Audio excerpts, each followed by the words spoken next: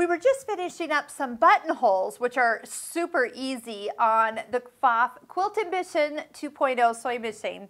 But then I noticed that there is an eyelet. So an eyelet is kind of like a buttonhole, but it's super simple to stitch. It's stitch number 40. So if we just go ahead and type in 40, it does recommend that we use foot 2A without the dual feet. Little stabilizer is recommended. That's the little piece of paper that is showing on screen. And the tension is actually a little reduced. We want those stitches to really pull to the back side. So having the tension down to, I put it down to 3 whenever it says between 2 and 4.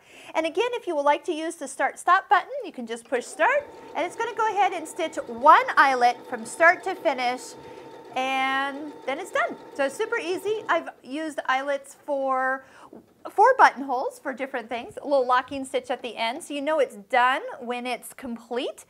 You could use these for decorative parts. You could put beads in here, any of the glitz. You could actually put a glitz crystal there. And then even fish, if you're ever doing a scenic scene with fish, you could always put some bubbles along your way here. And let's see here, I usually, yep, if you ever want to adjust it just a little bit on the width, you can change it a little bit on screen. But look how simple eyelets are to stitch. Oh, here's another use for eyelets.